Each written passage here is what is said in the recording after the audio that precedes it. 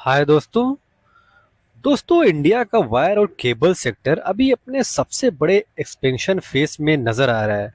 और दोस्तों इसकी वास्तव पोटेंशियल को समझ पाना मुश्किल से ज़्यादा प्रैक्टिकली दोस्तों इम्पॉसिबल लगता है।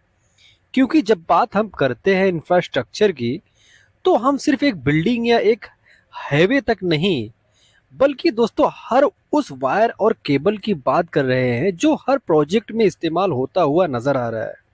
इंडिया का इंफ्रास्ट्रक्चर अभी भी अपनी फुल पोटेंशियल तक नहीं पहुंचा है और हम ग्रोथ के एक ऐसे दौर में जी रहे हैं जहां हर सेक्टर, हर इंडस्ट्री और हर प्रोजेक्ट इस वायर और केबल सेक्टर पर डायरेक्टली दोस्तों डिपेंड करता हुआ नजर आ रहा है। जब इंफ्रास्ट्रक्चर की बात होती है तो power transmission, renewable energy, telecom network और स्मार्ट सिटी का विजन सभी के लिए दोस्तों क्रूशल बन जाता है। और इन सभी इनिशिएटिव के पीछे ये वायर और केबल का जो सेक्टर है काफी इंपॉर्टेंट रोल प्ले करता हुआ नजर आ रहा है। तो दोस्तों आज ऐसे ही कुछ इंपॉर्टेंट कंपनियों के बारे में बात करेंगे जो दोस्तों काफी छोटी कंपनियां हैं और ये वायर और केबल सेक्टर की कंपनियां हैं, काफी छोटा इनका मार्केट कैप है।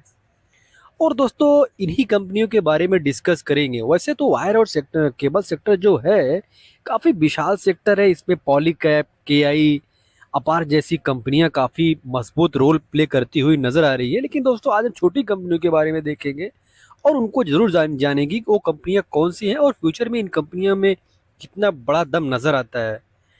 तो दोस्तों वीडियो शुरू करने से पहले एक इम्पॉर्टेंट डिस्क्लेमर देना चाहेंगे कि ये video just for study and information purpose के लिए है।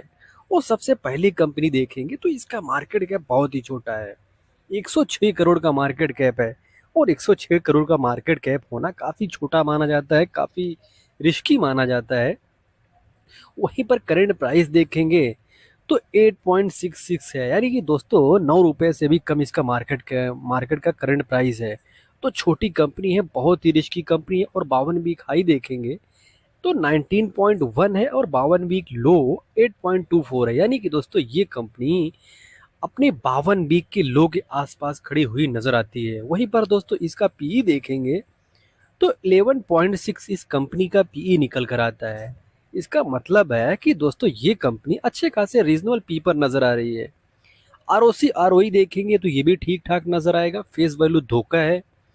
और दोस्तों ये जो कंपनी है, अगर इसका आप नेट प्रॉफिट देखते हैं तो नेट प्रॉफिट में भी अच्छा खासा ग्रोथ नजर आ रहा है। तो ये एक अच्छी बात जरूर है। छोटी कंपनियां हैं, अगर छोटी कंपनी कोई भी है, अगर उसमें ग्रोथ है तो वो एक इंटरेस्टिंग फैक्ट बन जाता है, वो एक स्टडी का मटेरियल बन जाता है। अदरवाइज दोस्तों अगर ग्रोथ नहीं है तो ऐसी कंपनियों पर स्टडी करना काफ़ी अच्छा नहीं माना जाता, बिकॉज दोस्तों रिस्क भी बहुत ज़्यादा होता है ऐसी कंपनियों में जिसका मार्केट कैप 106 करोड़ का हो। तो कोई भी बड़ा अगर निवेशक आता है तो इसको भगा भी सकता है और गिरा भी सकता है। दोस्तों अगर इसमें रिजर्व की बात करेंगे तो 24 करोड़ का रिजर्व है। वहीं पर कर्जा देखेंगे तो 54 करोड़ का कर्जा है, यानी कि रिजर्व के मुकाबले में कर्जा काफी ज्यादा है।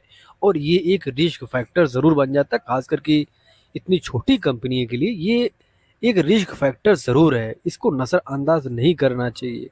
वहीं पर एक और रिस्क फैक्टर की बात करें तो दोस्तों 29% के आसपास का शेयर प्रमोटर के पास है, वहीं पर 70% से ज्यादा का स्टॉक पब्लिक के पास है। तो दोस्तों ये भी एक रिस्क फैक्टर जरूर है कि इसमें दोस्तों प्रमोटर के पास काफी कम हिस्सेदारी है। तो ये एक रिस्क फैक्टर है, इसको आप नजरअंदाज नहीं कर सकते हो। अगर इस कंपनी के प्रोस की बात करें तो दोस्तों आप देखेंगे ये जो कंपनी है, company is expected to give good quarter. तो ये तो हर एक कंपनी एक्सपेक्ट करती है। और company has delivered good profit growth of 38.9% CAGR over last 5 year. तो दोस्तों कंपनी अच्छा खासा ग्रो करती हुई नजर आ रही है।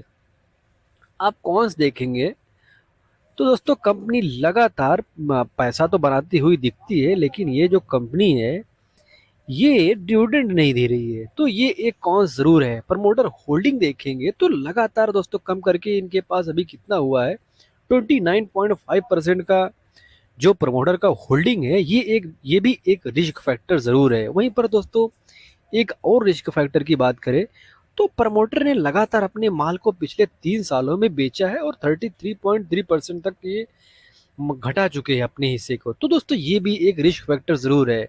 और कंपनी का नाम की बात करें तो दोस्तों कंपनी का नाम अल्ट्रा कैब इंडिया लिमिटेड है। छोटी कंपनी है, रिस्की कंपनी है और बहुत ही रिस्की कंपनी है। तो ये चीज़ आपको ज़रूर नोट करके रखना चाहिए। वहीं पर दोस्तों दूसरी कंपनी के बारे में बात करें तो दोस्तों ये भी एक छोटी कंपनी है। मार्केट कैप 234 करोड़ का है, करंट प्राइस 53.5 का है, 52 वीक हाई 103 और लो 47 के आसपास का है। यानी कि ये भी कंपनी टॉप से काफ़ी हैवी करेक्शन दिखा चुकी है और ये भी कंपनी अपने 52 वीक के लो के आसपास नजर आ रही है। और दोस्तों हुआ ये है कि मार्केट के करेक्शन में ऐसी कंपनियां जो काफ़ी भागी हुई थी काफ़ी करेक्ट हो चुकी है। और दोस्तों इस सेक्टर की जो छोटी कंपनियां हैं वो अभी 52 के लो के आसपास ही खड़ी हुई नजर आती है। और दोस्तों इसका पीई देखेंगे तो काफी महंगा पीई नजर आ रहा है। 138 का इसका पीई है, यानी कि काफी महंगा जरूर नजर आता है। इस चीज को भी आपको नजर रखना चाहिए कि ये स्टॉक सस्ता नहीं दिख रहा है। ये मत सोचो कि इसका करंट प्राइस 53 रुपये है तो ये सस्ता हो गया। सस्ता नहीं नजर आता है, महंगा नजर आता है।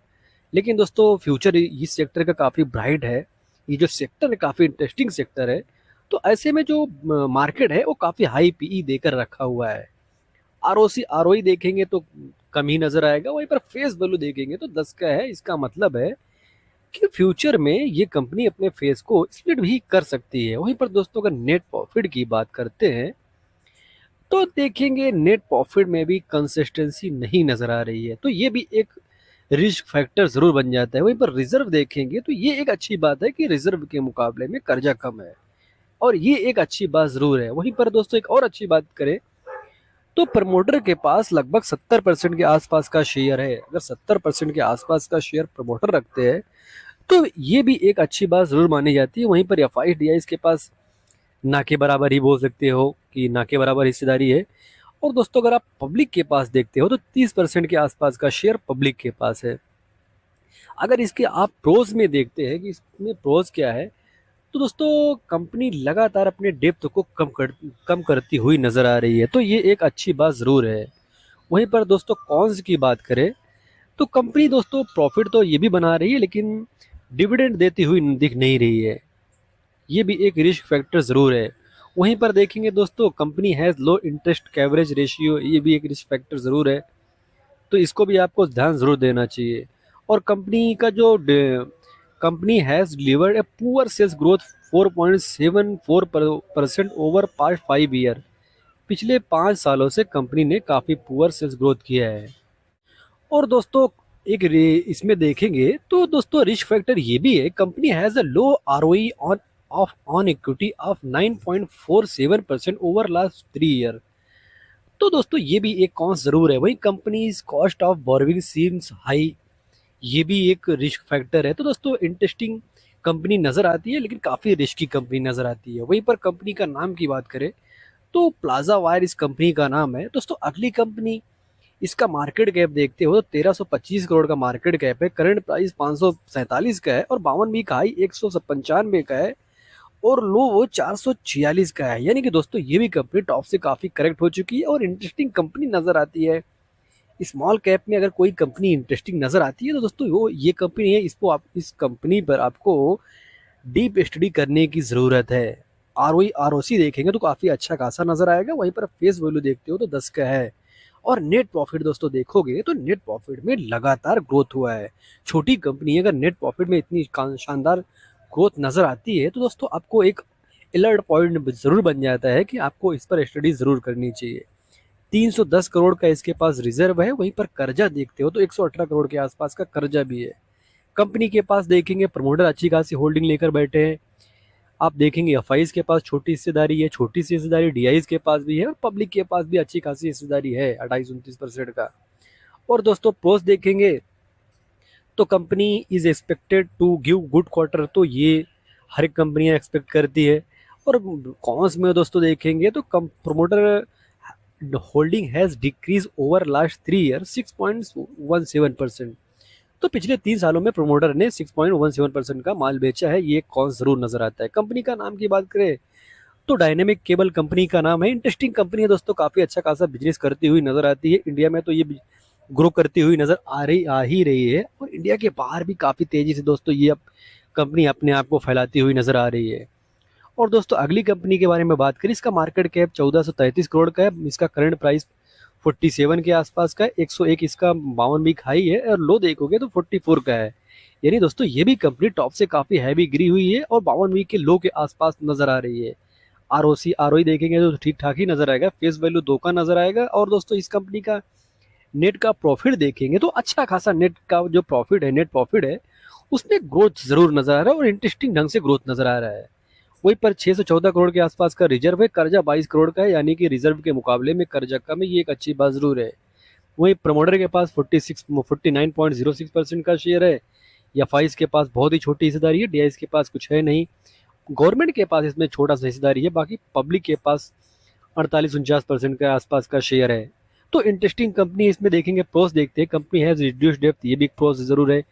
Company is company is almost डेप्थ फ्री कंपनी है, ये भी एक अच्छी बात जरूर है। Company is expected to give good quarter, चलो ये तो छोड़ ही दो, इसको तो हर एक कंपनियाँ चाहती हैं। Company has delivered good profit growth of 23.8% CAGR over last 5 year, तो ये एक अच्छी बात जरूर बन जाती है। और दोस्तों अगर कॉन्स की बात करें तो कंपनी लगातार प्रॉफिट जनरेट करती हुई नजर आती है, लेकिन डिविडेंड पे नहीं कर रही है। टैक्स रेट सीम्स लो है, और प्रमोटर ने भी यहाँ पर भी अपना हिस्सेदारी का अपना हिस्सेदारी कट किया है। प्रमोटर ने काफ़ी बड़ा माल यहाँ पर भी बेचा है पिछले 3 सालों में, तो आपको इस पर भी ध्यान जरूर देना चाहिए। पैरामाउंट कम्युनिकेशन कंपनी का नाम है। और दोस्तों पांचवी और लास्ट कंपनी के बारे में देखें तो ये भी एक इंटरेस्टिंग कंपनी ज़रूर नज़र आती है। अगर इस पे आप देखते हैं मार्केट कैप, तो 355 करोड़ का इसका मार्केट कैप है, और 355 करोड़ का मार्केट कैप काफ़ी छोटा माना जाता है दोस्तों। वहीं पर करंट प्राइस देखोगे 67.9 का है, बाउन वीक हाई देखोगे तो 148 के आसपास का नजर आएगा। वहीं पर 52 वीक लो देखोगे तो 64 नजर आएगा। यानी कि दोस्तों ये भी कंपनी 52 वीक के लो के आसपास नजर आ रही है। वहीं पर पी देखते हो तो काफी रीजनेबल पी नजर आता है, 9.17 का पी निकल कर आता है। आरओई देखोगे तो काफी अच्छा खासा नजर आएगा, फेस वैल्यू 2 का है, ये भी एक अच्छी बात है। और दोस्तों इसका एक और चीज देखेंगे, नेट प्रॉफिट, तो नेट प्रॉफिट में ग्रोथ दिख रहा है, अच्छा खासा ग्रोथ है, तो ये एक अच्छी बात जरूर मानी जाती है। और दोस्तों अगर इसका रिजर्व देखते हो तो 117 करोड़ के आसपास का रिजर्व है। कर्जा उसके मुकाबले में कम है, तो रिजर्व के मुकाबले में कर्जा कम है, तो अच्छी बात जरूर है। वहीं पर दोस्तों प्रमोटर के पास देखेंगे तो अच्छी खासी होल्डिंग प्रमोटर के पास खुद ही है। एफआईज के पास कुछ भी नहीं है, डीआईज के पास भी ना के बराबर है, कुछ भी बोल सकते हो। डीआईज के पास भी कुछ भी नहीं है, बाकी शेयर प्रमोटर के पास है और पब्लिक के पास है, इन दोनों के पास ही शेयर है, और ज़्यादा शेयर पब्लिक के पास रहता है, तो ये एक रिस्क फैक्टर ज़रूर होता है। और दोस्तों प्रोस की बात करें तो कंपनी ने पिछले 5 सालों में 68% के आसपास के CAGR से बनाकर रिटर्न बनाकर दिया है। और दोस्तों कंपनी का ROE का ट्रैक रिकॉर्ड भी काफ़ी अच्छा है, ये भी एक चीज़ ज़रूर है। और डेप्टर डेज दो जो है वो इम्प्रूव होकर दोस्तों 75.5 डेज से 56.2 डेज हो चुका है। और कॉन्स की बात करें तो कंपनी ये भी जो दोस्तों कंपनी माइट भी कैपिटलाइजेशन द इंटरेस्ट कॉस्ट और earning include of other income of 44.6 crore, तो ये अदर इनकम भी इसमें इंक्लूडेड है, जो इनका अच्छा खासा दिख रहा है, बैलेंस शीट दिख रहा है, उसके पीछे का रीज़न ये भी है। और कंपनी का नाम की बात करें तो जीके वायर्स कंपनी का नाम है, इंटरेस्टिंग कंपनी है। और दोस्तों चारों कंपनियों के बारे में देखें पिछले कुछ सालों से क्या इनका माहौल रहा है, तो दोस्तों पिछले 6 महीने में देखेंगे तो 6 महीने का इनका जो रिटर्न बनाकर देने का इनका रवैया है सबका सेम है। सारी कंपनियां देखेंगे तो टॉप से काफ़ी गिरी हुई है। और एक चीज़ और ध्यान देंगे तो इनका जो शेयर होल्डिंग पैटर्न है, तो दोस्तों ये भी सेम नज़र आएगा, यहाँ से ऊपर गई फिर वहाँ से नीचे ढलान जो बना है ढलती ही गई है। और पिछले 6 महीने में तो ये सारी कंपनियां गिरी है। वहीं पर पिछले 1 साल की बात करें तो 1 साल में सबसे ज़्यादा करेक्शन अगर किसी कंपनी में हुआ है तो प्लाजा वायर में हुआ है, 39.75% का करेक्ट हो चुका है। और दोस्तों पिछले 1 सालों में अगर देखेंगे जो कंपनी नहीं निगेटिव में दिख रही है वो डायनेमिक केबल है। इसका देखेंगे 5.3% का रिटर्न दिया है, यानी कि दोस्तों टॉप से फ्लैट ही बोल सकते हो कि पिछले 1 साल में ये कंपनी ने फ्लैट रिटर्न दिया है। वहीं पर पिछले 5 सालों का इनका हिस्ट्री देखेंगे तो पिछले 5 सालों में सबसे ज़्यादा जिस कंपनी ने रिटर्न बना कर दिया है वो कंपनी दोस्तों पैरामाउंट कम्युनिकेशन है। 663.90 यानी 663% का रिटर्न पिछले 5 सालों में पैरामाउंट कम्युनिकेशन ने बना कर दिया है। और दोस्तों अगर मैक्स रिटर्न देखें कि कौन सी ऐसी कंपनी है जिसने सबसे ज़्यादा रिटर्न बना कर दिया जब से लिस्ट हुई है, तो आप इसमें देखेंगे तो जीके वायर 805% का रिटर्न दिया है। वहीं पर अब आगे बढ़कर देखते हैं तो डायनेमिक केबल ने 265% का रिटर्न दिया है। अल्ट्रा कैब को देखेंगे तो 75% के आसपास का ऑल टाइम रिटर्न है। वहीं पर पैरामाउंट को देखेंगे तो 5.41% का रिटर्न है। वहीं पर दोस्तों जब से लिस्ट हुई है अगर आप देखेंगे प्लाजा वायर तो ये करेक्ट हुई है, टॉप से काफ़ी हैवी करेक्शन में गिर मतलब दिखती है। और दोस्तों ये भी कोई फिक्स रूल नहीं है कि जो कंपनी ने रिटर्न बनाकर दिया है वो आगे भी रिटर्न बनाकर देती ही रहेगी। इस चीज़ को आपको ज़रूर समझना चाहिए कि दोस्तों जो पास्ट में जो हो चुका है वो फ्यूचर में वैसा ही होगा, ये भी बोल नहीं सकते हो, ये भी प्रेडिक्ट कर पाना आसान काम नहीं होता है। तो आपको इन कंपनियों पर स्टडी ज़रूर करनी चाहिए। और दोस्तों एक डिस्क्लेमर देना चाहेंगे, I am not real estate adviser. कुछ भी बाय और सेल करते हो इससे पहले अपने फाइनेंशियल एडवाइजर से बात कीजिए, डिस्कस कीजिए, सलाह कीजिए। दोस्तों देने की कोई कॉल लीजिए। आपको वीडियो इन्फॉर्मेटिव लगी हो तो वीडियो को लाइक करें, कमेंट करें और चलो और तो अपने दोस्तों के साथ शेयर भी ज़रूर करें यार। और दोस्तों चैनल को सब्सक्राइब ना किया हो तो सब्सक्राइब भी ज़रूर कर ले। मिलते हैं दोस्तों किसी नए वीडियो में एक नए टॉपिक के साथ, तब तक के लिए हैप्पी इन्वेस्टिंग।